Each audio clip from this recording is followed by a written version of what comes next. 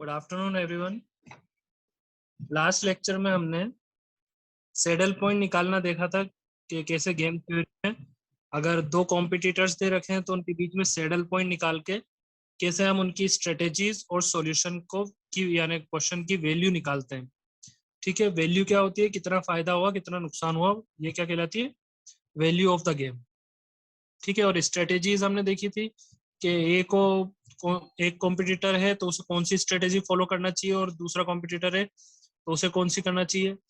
और जनरली हम क्या मान के चल रहे थे कि एक अगर कॉम्पिटिटर ए है और एक बी है तो ए वाला अपने आप को गेन प्रोवाइड करना चाहता है और बी वाला अगर उसे उस सामने वाले के रेस्पेक्ट में लॉस हो रहा है, मतलब सामने वाला जो गेन कर रहा है उतना ही उसे लॉस हो रहा है, तो वो लॉस मिनिमाइज करने के लिए कौन सी स्ट्रेटेजी फॉलो कर सकता है, तो वो हमने देखा था सैडल पॉइंट के थ्रू। अब जो नेक्स्ट हम देखने वाले हैं वो रहेगा डोमिनेंस। ठीक है, तो आपको ये वीडियो दिख रहा है सामने, मैंने कैमरा ऑन कर रखा है वीडियो का, थोड़ा ब्लर हो रहा यस है, सर। वो उसको एडजस्ट करने की कोशिश कर रहा हूँ।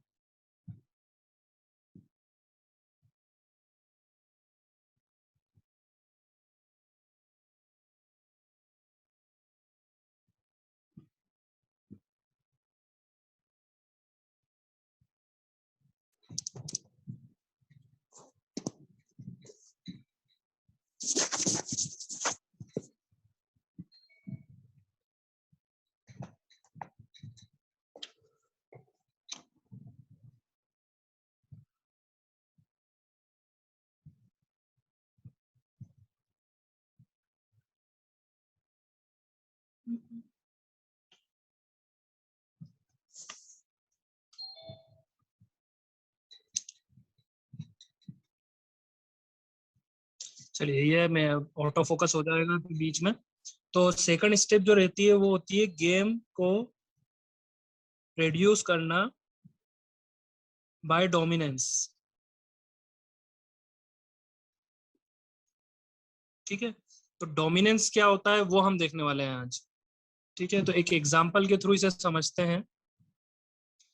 एग्जांपल में देखते हैं हम, दो प्लेयर्स के बीच में कंपटीशन हो रहा है वापस। कंपटीशन मतलब क्या कि एक दो ऑर्गेनाइजेशंस हैं, वो एक दूसरे से मार्केट में प्रॉफिट लेना चाहते हैं, तो एक का प्रॉफिट दूसरे का क्या होगा, नुकसान। ठीक है, लॉस होगा। तो ऐसे ही एक गेम है दो प्लेयर के बीच में बताया गया है यहाँ पर एक एग्जांपल में कि प्लेयर ए या प्लेयर पी बोल लीजिए उसे और प्लेयर क्यू। ठीक है, तो उन दोनों के बीच में क्या है कि एक वाइट बॉल, ब्लैक बॉल और रेड बॉल के उनको सिलेक्शन करना है। ठीक है, और कुछ इस तरह से हो रहा है। क्वेश्चन में आपको मैट्रिसेस गिवन है, उसकी वैल्यूज भी गिवन है। हमने सैडल पॉइंट वाला जो क्वेश्चन देखा था उसमें वैल्यूज गिवन नहीं थी। ठीक है, उसमें क्वेश्चन से हमने वो वैल्यूज बनाई थी। अगर क्वेश्चन में हमारे को वैल्यूज गिवन नहीं हो, मतलब मैट्रिसेस डायरेक्टली गिवन नहीं हो, तो कैसे बनाते हो, हमने सैडल पॉइंट वाले में देख लिया था। अब हम डायरेक्ट जो मैट्रिसेस गिवन है उसके बेसिस पे क्वेश्चन करके देख रहे हैं। तो इसको अगर मैं एक वर्ड में या टर्मिनोलॉजीज को अगर एक्सप्लेन करना चाहूँ कि क्या बता रही है मैट्रिक्स, तो अगर प्लेयर पी डब्ल्यू को चूज करता है और प्लेयर क्यू भी डब्ल्यू को चूज करता है, तो दोनों को कोई भी फायदा नहीं होगा, जीरो प्रॉफिट रहेगा। दोनों को जीरो प्रॉफिट और जीरो लॉस होना है। ठीक है, हम प्लेयर पी के रेस्पेक्ट में देखते हैं, पी को अगर फायदा होगा तो पॉजिटिव है, अगर नुकसान होगा तो नेगेटिव है। तो अगर पी ने डब्ल्यू स्ट्रेटेजी चूज करी और क्यू ने बी स्ट्रेटेजी चूज करी, तो यहाँ पर प्लेयर पी को नुकसान होना है कितना, 2 का। ठीक है, इसलिए हमने नेगेटिव लिखा। सिमिलरली अगर प्लेयर डब्ल्यू स्ट्रेटेजी चूज करता है और प्लेयर क्यू आर स्ट्रेटेजी अगर चूज कर लेता है, तो प्लेयर पी को फायदा होना है कितना, 7 रुपीज का। ठीक है, ये उसी बेसिस पे पूरी मैट्रिक्स बनी हुई है। तो पहली स्टेप हमारी क्या होती थी, सैडल पॉइंट फाइंड करना। तो इसमें हम सैडल पॉइंट फाइंड करके देखते हैं। सैडल पॉइंट की सबसे पहली स्टेप होती है रो मिनिमम निकालना। ठीक है, तो रो मिनिमम की वैल्यू क्या है यहाँ पे, -2, इसमें क्या है 2 और इसमें है -3। फिर इधर निकालते थे कॉलम मैक्सिमम। ठीक है, तो कॉलम मैक्सिमम में यहाँ पे वैल्यू क्या है 3, सेकंड वाले में देखें तो 5 और लास्ट वाले में 8। ठीक है, अब फिर क्या होता था, रो मिनिमम में मैक्सिमम वैल्यू देखते थे, तो मैक्सिमम वैल्यू क्या है 2, और कॉलम मैक्सिमम में मिनिमम वैल्यू क्या है 3। सिंस हमारा जो मैक्सिमिन है और मिनी मैक्स है, ये दोनों हमारे इक्वल नहीं है, तो मतलब सैडल पॉइंट यहाँ पर हमारे को नहीं मिल रहा है। ठीक है, तो जब सैडल पॉइंट नहीं मिलता है तब हम डोमिनेंस की तरफ जाते हैं। ठीक है, तो अब डोमिनेंस का हम सॉल्व करके देखेंगे।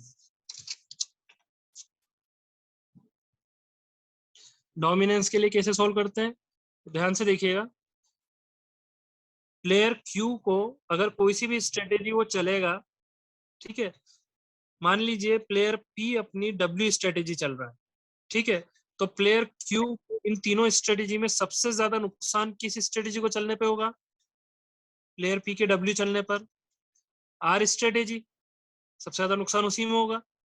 उसके बाद चले तो प्लेयर पी अगर बी स्ट्रेटेजी चलता है, तब भी प्लेयर क्यू को सबसे ज्यादा नुकसान कौन सी स्ट्रेटेजी चलने पर होगा, आर। ठीक है, अगेन अगर प्लेयर पी आर स्ट्रेटेजी चलता है, तो प्लेयर क्यू को सबसे ज्यादा नुकसान कौन सी स्ट्रेटेजी चलने पर होगा, आर। ठीक है, 3 - 3 8, तो मतलब प्लेयर पी कोई सी भी स्ट्रेटेजी चले, प्लेयर क्यू आर स्ट्रेटेजी नहीं चलना चाहेगा। ठीक है, क्यों, क्योंकि हर बार हर स्ट्रेटेजी में उसकी जो वैल्यू है वो दूसरी स्ट्रेटेजी के कंपैरिजन में ज्यादा ही आ रही है। ठीक है, तो पहला होता है कॉलम डोमिनेंस। कॉलम डोमिनेंस में क्या करते हैं, जो डोमिनेटिंग कॉलम होता है उसे हम रिमूव करते हैं, डोमिनेटिंग कॉलम को। डोमिनेटिंग कॉलम मतलब यहां पर देखिए, किसी भी एक कॉलम को लीजिए, उसे इस कॉलम से कंपैरिजन कर लीजिए। अगर उस पर्टिकुलर कॉलम की सारी वैल्यूज अदर रेस्पेक्टिव कॉलम की सारी वैल्यूज से बड़ी है, तो आप उस कॉलम को रिजेक्ट कर सकते हैं। ठीक है, 0 7 से छोटा है, 2 6 से छोटा है, 3 8 से छोटा है, मतलब यहाँ पे सारी वैल्यूज जो है बड़ी आ रही हैं इस रेस्पेक्टिव कॉलम से। हम चाहे तो दूसरे कॉलम से भी कंपेयर कर सकते हैं, लेकिन दोनों में से एक से भी अगर कंपेयर करने पर वो वैल्यूज आ जाती हैं, तो हम उस कॉलम को रिमूव कर देंगे। ठीक है, अगर यहाँ पर वैल्यू जो यहाँ पर 2 है, यहाँ पर भी अगर 2 होती तो बराबर भी होती और बाकी दो वैल्यूज बड़ी होती, तो भी हम इसे रिमूव कर देते। ठीक है, क्लियर है। तो कॉलम को रिमूव करने के लिए क्या कंडीशन है, कि उस कॉलम का दूसरे जो बचे हुए कॉलम है उनमें से कोई सा भी एक कॉलम से कंपैरिजन करने पर सारी वैल्यूज अगर बड़ी आ रही हैं, तो वो कॉलम हमें रिमूव कर देना है। ठीक है, तो यहाँ पर कॉलम आर को हम क्या करेंगे, रिमूव कर देंगे। तो हमारा नेक्स्ट मैट्रिक्स जो बची, अब कौन सी बची, डब्ल्यू बी 0 -2 2 5 3 -3, ये हमारी मैट्रिक्स बच रही है।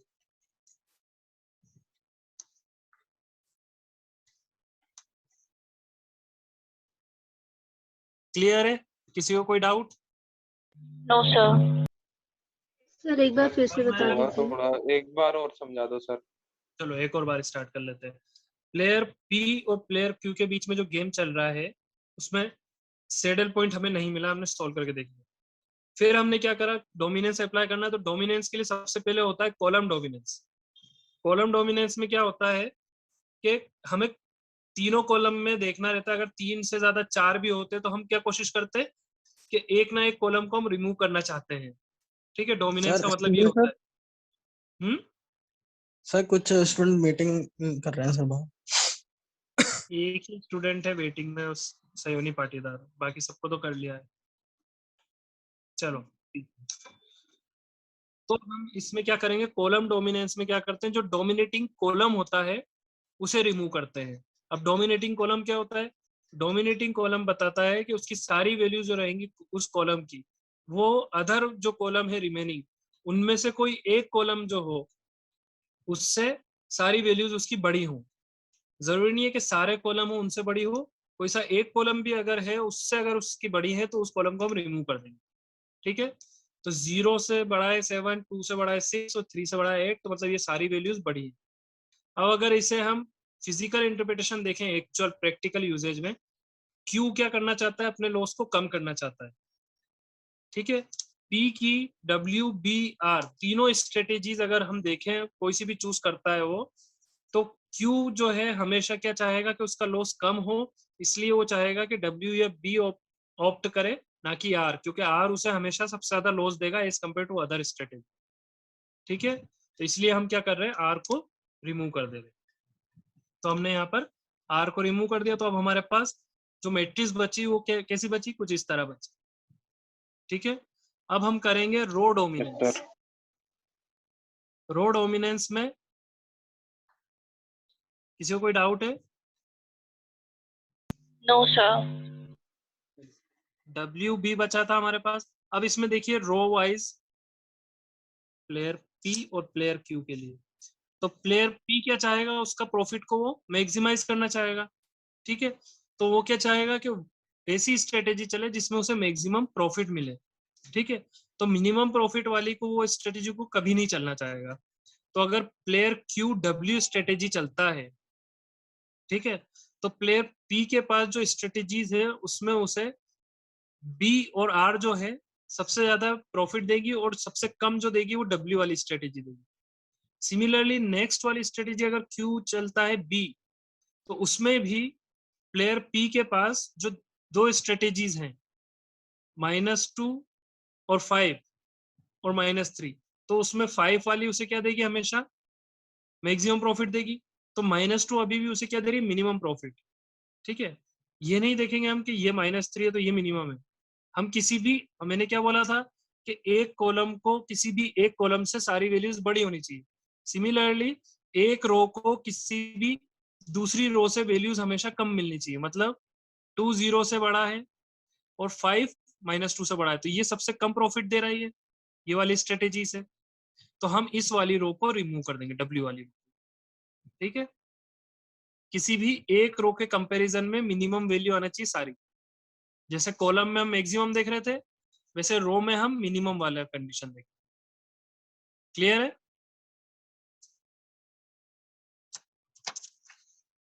किसी को कोई डाउट? No, sir.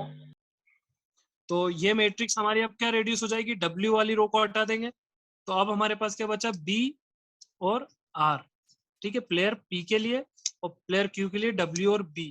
तो हमारी मैट्रिक्स क्या बच गई, 2 क्रॉस 2 की, ठीक है। वैल्यूज क्या बची, 2 5 3 -3, 2 5 3 -3। इसमें किसी को कोई डाउट हो तो पूछे। No, sir. तो ये था हमारा डोमिनेंस का, जिसे हमने यहाँ पे लाके रिड्यूस कर दिया 2 क्रॉस 2 मैट्रिक्स तक, ठीक है।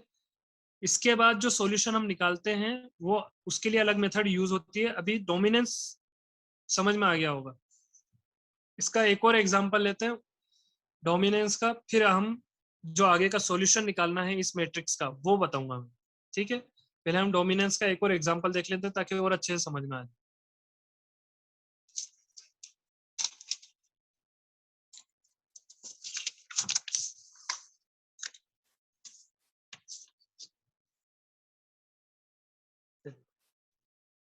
एग्जांपल लेते हैं वही प्लेयर ए और प्लेयर बी के बीच में,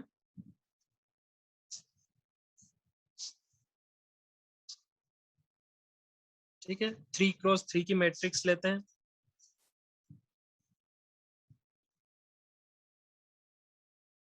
सिक्स 1 3 0 9 7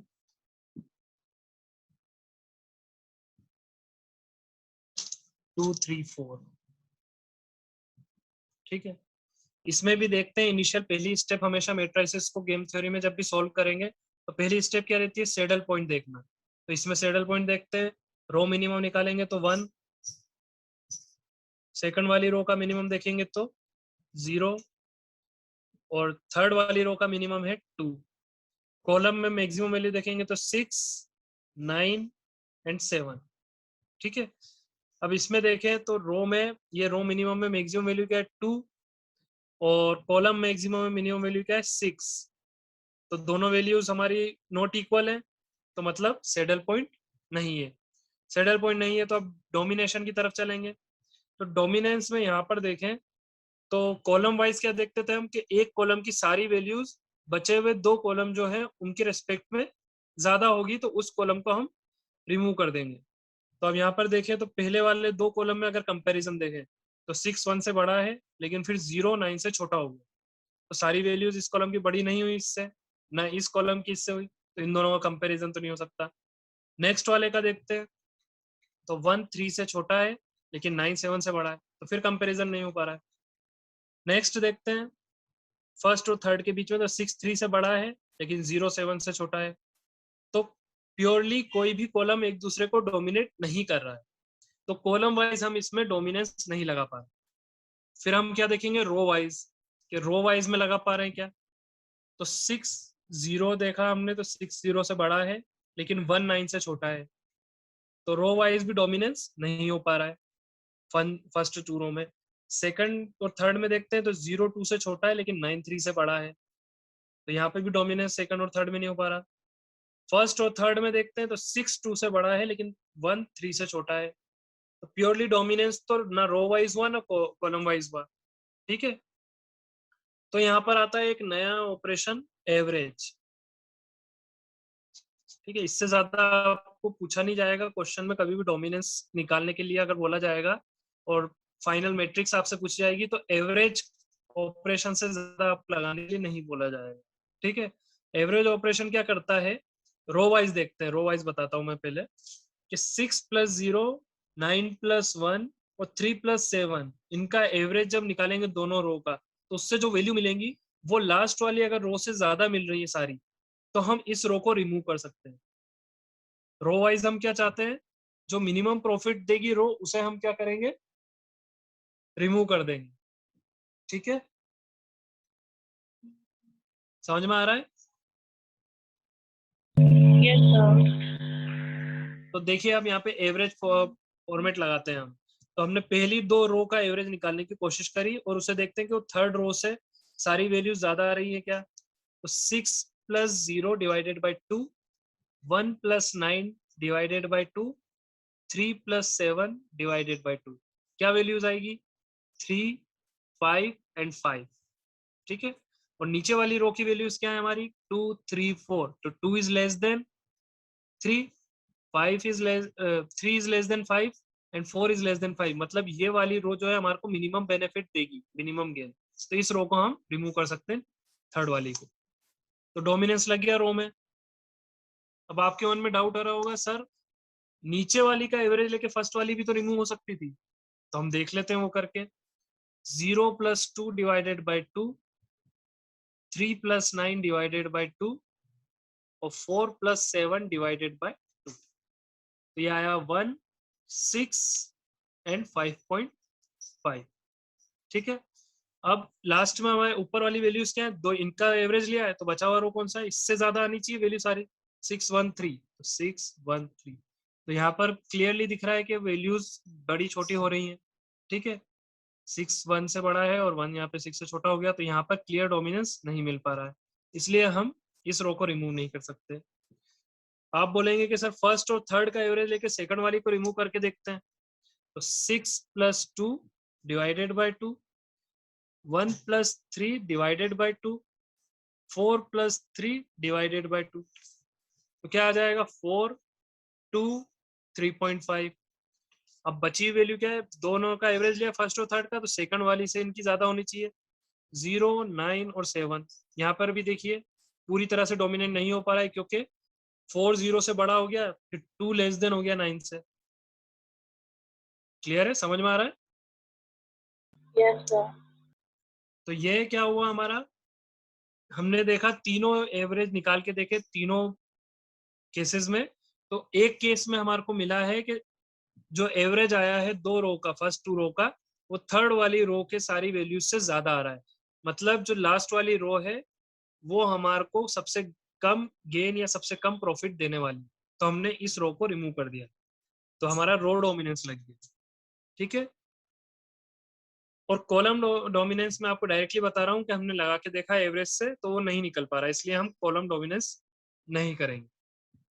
तो हमारी जो फाइनल मैट्रिक्स मिलने वाली है वो हमारी मिलेगी हमारे को 613097। ठीक है, अब इसके आगे कैसे सोल्व करते हैं वो हम अब देखेंगे आगे। ठीक है, डोमिनेंस समझ में आया अभी तक? एवरेज मेथड और डोमिनेंस नॉर्मल कैसे करते हैं, procedure? Yes, sir. Yes sir. चलिए, अब जो हम पिछला एग्जांपल देखे थे उसमें हमने जो लास्ट वाला 2x2 मैट्रिक्स है ये, इसका सॉल्यूशन कैसा आएगा? हमने सैडल पॉइंट वाला जो क्वेश्चन देखा था, सैडल पॉइंट में हम क्या बोल रहे थे? सैडल पॉइंट में हमने स्ट्रेटेजी निकाली थी, ए की कुछ स्ट्रेटेजी आई थी हमारे पास और बी की कुछ स्ट्रेटेजी आई थी। ठीक है, सैडल पॉइंट के केस में हमेशा प्योर स्ट्रेटेजी फॉलो होती है। प्योर स्ट्रेटेजी मतलब शुरू से लेकर आखिर तक अगर पी ने डब्ल्यू स्ट्रेटेजी फॉलो करी है तो शुरू से लेकर आखिर तक डब्ल्यू ही स्ट्रेटेजी फॉलो करेगा। ठीक है, अगर मिक्स स्ट्रेटेजी की बात करें तो डोमिनेंस वाला जहां पे लग जाता है वहां पे जनरली मिक्स स्ट्रेटेजी ही फॉलो होती है। मिक्स स्ट्रेटेजी क्या बोलती है कि पी जो है वो कुछ टाइम तक तो डब्ल्यू स्ट्रेटेजी फॉलो करेगा, कुछ टाइम तक बी स्ट्रेटेजी फॉलो करेगा और कुछ टाइम बाद आर स्ट्रेटेजी फॉलो करेगा। जरूरी नहीं है कि वो डब्ल्यू स्ट्रेटेजी पूरे टाइम फॉलो करे। ठीक है, और हो सकता है कि वो डब्ल्यू स्ट्रेटेजी बिल्कुल भी ना फॉलो करे, बस बी और आर स्ट्रेटेजी फॉलो करे। ठीक है, ये होती है मिक्स स्ट्रेटेजी। अब देख लेते हैं इसमें सोल्व कैसे करते हैं। तो जब भी 2x2 मैट्रिक्स होती है तो ये 2x2 मैट्रिक्स आ गई हमारी डोमिनेंस से। तो डोमिनेंस से जब भी 2x2 मैट्रिक्स हमारे को मिलेगी तो हम उसे सोल्व करेंगे एरिथमेटिक मेथड से। ठीक है, अब एरिथमेटिक मेथड क्या बोलती है? जो ऊपर वाली रो है फर्स्ट रो में आपस में माइनस करेंगे और उसकी वैल्यू सेकंड रो के सामने लिखेंगे और साइन नहीं लेना है कोई सा भी, बस वैल्यू लिखना है। जैसे 2 - 5 आया -3 तो हम -3 नहीं लिखेंगे, बस 3 लिखेंगे। ठीक है, तो फर्स्ट रो में वैल्यू माइनस करना है, सेकंड रो में लिखना है 5 - 2 3, और सेकंड रो में वैल्यू माइनस करना है और फर्स्ट में लिखना है, तो 3 - -+3 तो 6। ठीक है, ऐसे ही कॉलम वाइज भी करेंगे।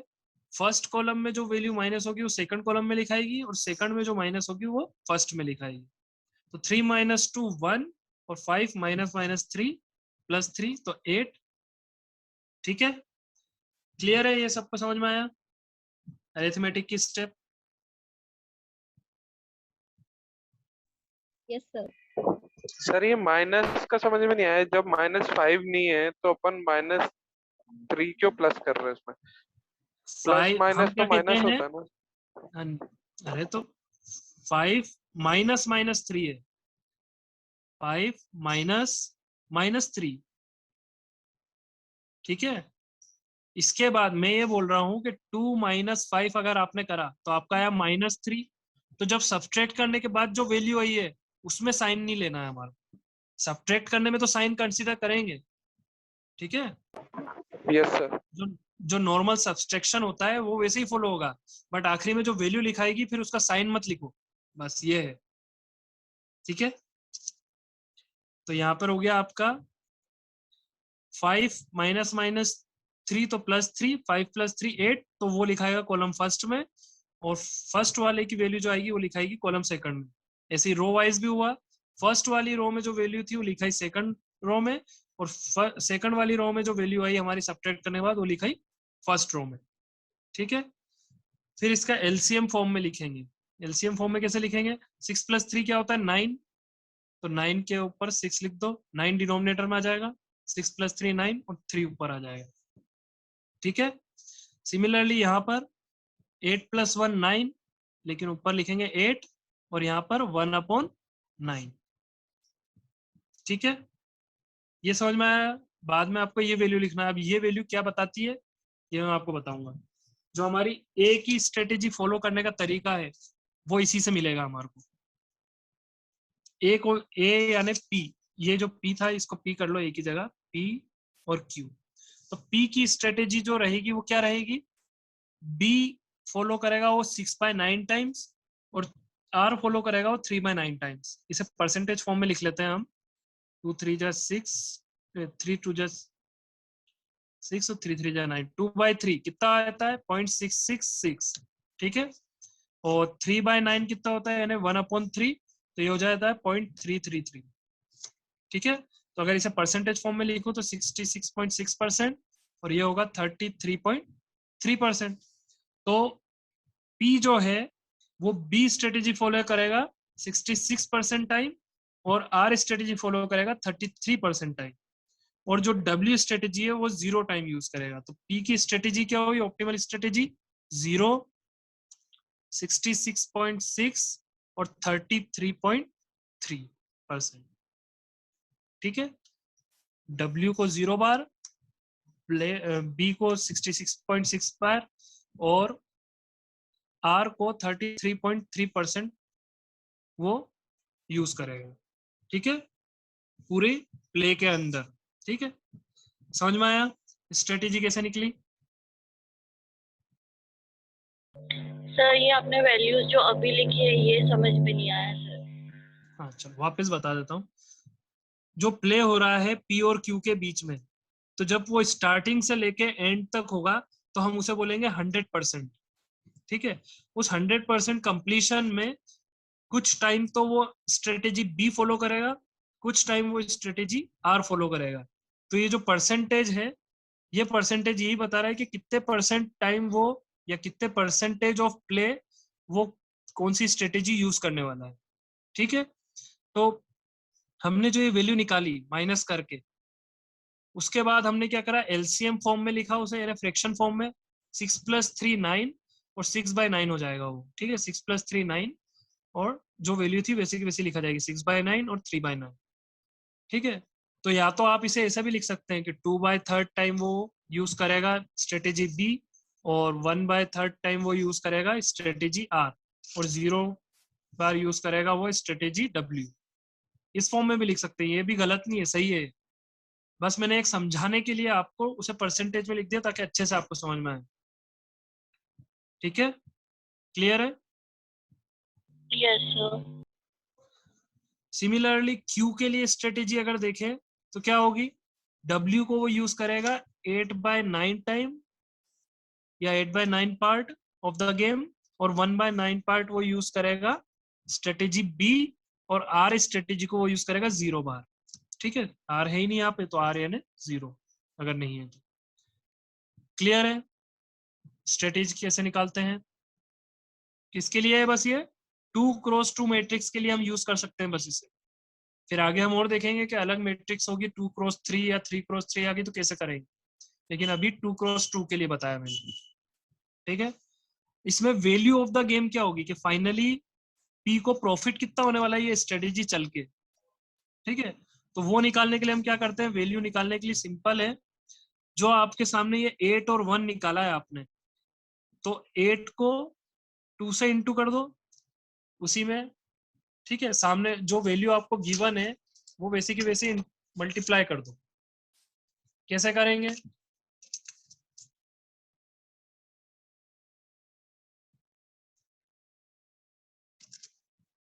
टू इंटू एट, ये 2 into 8 plus 5 into 1 divided by 8 plus 1।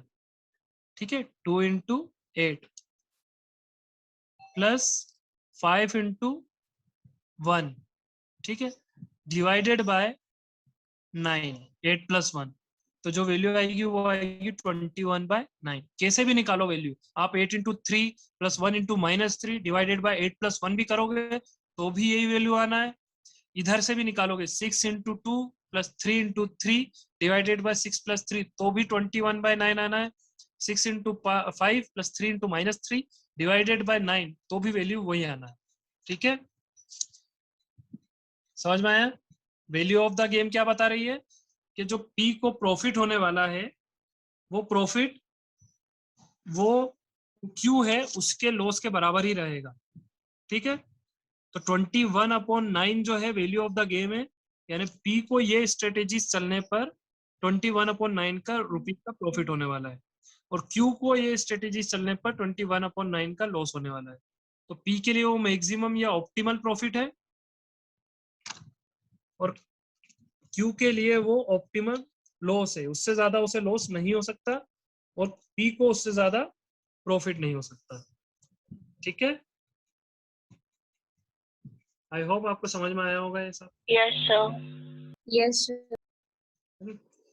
तो ये था हमारा डोमिनेंस, कैसे हम एक मैट्रिसेस को रिड्यूस करते हैं डोमिनेंस से जब सैडल पॉइंट नहीं हो, ठीक है। और उसके बाद वो मैट्रिसेस अगर 2x2 में रिड्यूस हो गई तो उसे सोल्व करने के लिए हम अरिथमेटिक मेथड यूज करते हैं। और अरिथमेटिक मेथड को कैसे सोल्व करते हैं वो मैंने अभी बताया। अभी टाइम हमारा कम बचा है तो हम एक और एग्जांपल लेंगे इसका, अरिथमेटिक से सोल्व करने वाला और डोमिनेंस से रिड्यूस करने वाला, एक साथ देखेंगे दोनों एक ही एग्जांपल में, ठीक है। एक और एग्जांपल हम देखेंगे जिसमें हमारा डोमिनेंस हम रिड्यूस करेंगे, फिर वो 2x2 की मैट्रिक्स मिलेगी, फिर हम उसे अरिथमेटिक मेथड से सोल्व करेंगे, ठीक है। तो वो हम नेक्स्ट लेक्चर में देखेंगे। आज के लिए हमारा इतना ही बहुत है, ठीक है। किसी को अगर कुछ डाउट हो तो वो पूछ सकते हैं।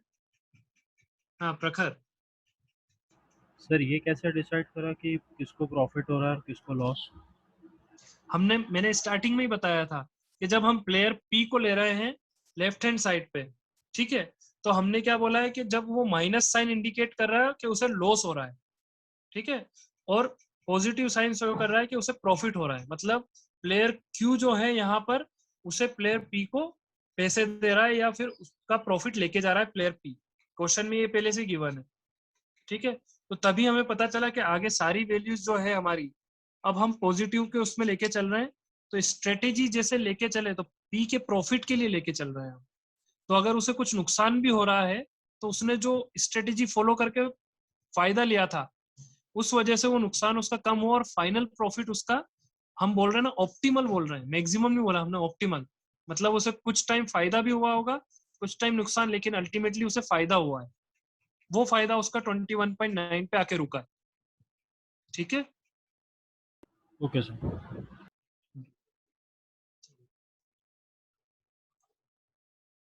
और किसी को कोई डाउट?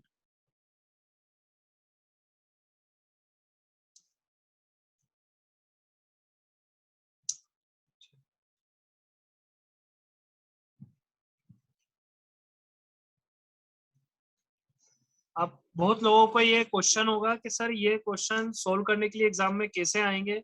तो जैसे अभी आपको एमएसटी में सोल्व करने के लिए एक दो क्वेश्चन आए थे बहुत इजी टाइप के, वैसे ही ये रहेंगे, बस आपको मेथड पता होनी चाहिए। अगर आपको प्रोसीजर पता है तो फिर आपको कैसा भी क्वेश्चन अगर कोई एग्जाम में मल्टीपल चॉइस क्वेश्चन दे दिया जाएगा कि इसकी वैल्यू बताइए इसमें सैडल पॉइंट है या नहीं, तो आपको सैडल पॉइंट निकालते आना चाहिए। उसमें बोल दिया जाएगा कि सैडल पॉइंट की पोजीशन बताइए, तो आपको सैडल पॉइंट की पोजीशन बताना पड़ेगी। फिर उसमें बोल दिया जाएगा बताइए इसमें डोमिनेंस से कौन सी रो या कौन सा कॉलम हटेगा, तो आपको डोमिनेंस पता होना चाहिए, कैसे डोमिनेंस रो या डोमिनेंस कॉलम कैसे निकालते हैं। तो आपको प्रोसीजर पता होना चाहिए, हमारे को ये पूरे सॉल्व करना नहीं है एग्जाम में, सॉल्व करने के लिए अभी पॉसिबल नहीं है अभी ऑनलाइन क्लास, अगर ऑनलाइन एग्जाम होती है तो। लेकिन उसमें जो क्वेश्चन आएंगे उसके लिए आपको प्रोसीजर पता होना मस्ट है। अगर आपको डोमिनेंस नहीं निकालना पसंद है तो आप भले कितना ही गूगल कर लीजिए आपको आंसर नहीं मिलेगा, ठीक है। न्यूमेरिकल टाइप वाले पेपर जो होंगे एमसीक्यू में उसमें गूगल काम नहीं आएगा आपके, ठीक है। तो इसलिए प्रोसीजर एक बार अच्छे से समझ लीजिएगा, ठीक है। ये रिकॉर्डिंग में अभी कल की और आज की दोनों की रह गई थी, मैं अपलोड कर दूंगा, तो अगर आपको कुछ डाउट आए तो पूछ सकते हैं, उसमें देख सकते हैं, ठीक है। और हीरा एंड गुप्ता को ही रिफर करके मैं कर रहा हूँ इसमें सॉल्व को एग्जाम्पल, ताकि आप अगर बुक रिफर करें ई बुक तो उसमें आपको सेम क्वेश्चन वहाँ पे मिल जाए, ताकि आपके डाउट क्लियर वहाँ पे अच्छे से हो जाए, ठीक है। चलिए तो आज के लिए इतना ही है हमारा। कुछ भी अगर क्वेरी या डाउट आए आपको नेक्स्ट लेक्चर में आप पूछ सकते हैं उसे, ठीक है। 1 मिनट में आपकी अटेंडेंस मार्क कर लेता हूँ।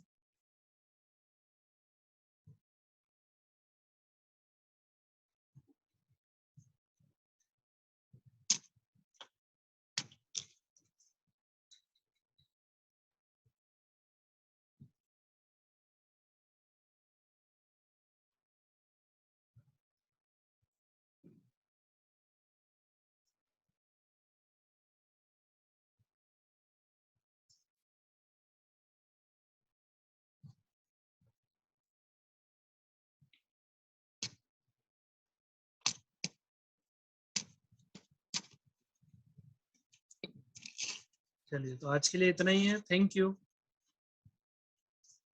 Thank you sir. Thank you sir. Thank you sir. Welcome.